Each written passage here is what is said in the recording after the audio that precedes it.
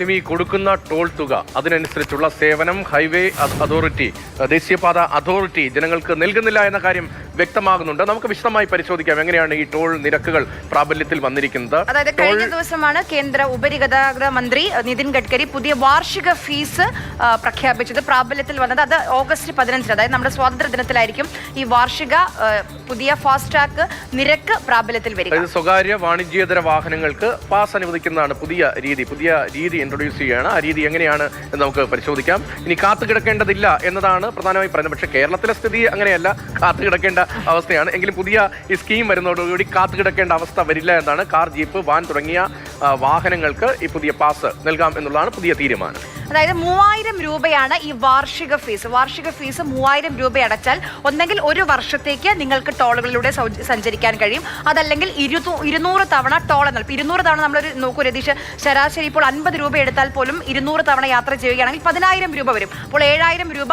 ലാഭമാണ് ഈ വാർഷിക ഫീസ് 3000 രൂപ കണക്കാക്കുകയാണെങ്കിൽ. പല വാഹനങ്ങളും ദൈനംദിനം ഓടുന്ന നിരവധി വാഹനങ്ങളുണ്ട്. അങ്ങനെ ദീർഘദൂരം ഓടേണ്ടി വരുന്ന വാഹനങ്ങളുണ്ട്. അവരെയൊക്കെ സംബന്ധിച്ച് വലിയ തോതിൽ ആശ്വാസമായി മാറാവുന്ന ഒരു പുതിയ സ്കീമാണ് ഇൻട്രൊഡ്യൂസ് ചെയ്തിരിക്കുന്നത്. അപ്പോഴും സംസ്ഥാന പാതകൾക്ക് ഇത് ബാധകമല്ല, ഇത് ദേശീയ പാതകൾക്ക് മാത്രമായിരിക്കും ബാധകം. ഒരു ടോളിന് ശരാശരി 15 രൂപ. അത് സാധാരണ നിലയിൽ ഇപ്പോഴത്തെ ടോൾ നിരക്ക് വെച്ച് നോക്കുകയാണെങ്കിൽ ആളുകൾക്ക് വലിയ തോതിൽ മാനേജ് ചെയ്യാൻ കഴിയുന്ന ഒരു തുകയാണ് എന്ന് പറയാം. നാഷണൽ ഹൈവേ, നാഷണൽ എക്സ്പ്രസ് ഹൈവേകൾക്ക് മാത്രമാണ്. അതായത് സംസ്ഥാന പാതകൾക്ക് ബാധകമായിരിക്കില്ല എന്നുള്ളതാണ്. ഇനി ഇത് ആദ്യപടി വെരിഫിക്കേഷൻ ആയിരിക്കും. അതായത് രാജ്മാർഗ് ആപ്പിലൂടെ നിങ്ങൾക്ക് ഇത് എങ്ങനെയാണ് ഈ വാർഷിക ഫീസ് കൊടുത്ത് ഫാസ്ടാഗ് സ്വന്തമാക്കുക. ഒന്നെങ്കിൽ നിങ്ങൾക്ക് രാജ്മാർഗ് ആപ്പിലൂടെ ഇത് സ്വന്തമാക്കാം, അതല്ലെങ്കിൽ ദേശീയപാത അതോറിറ്റിയുടെ വെബ്സൈറ്റ് ഉണ്ട്, ഒഫീഷ്യൽ വെബ്സൈറ്റിൽ ഉണ്ട്, അതല്ലെങ്കിൽ ഇനി കേന്ദ്ര ഉപരിഗതാഗത മന്ത്രാലയത്തിന്റെ വെബ്സൈറ്റ് ഉണ്ട്.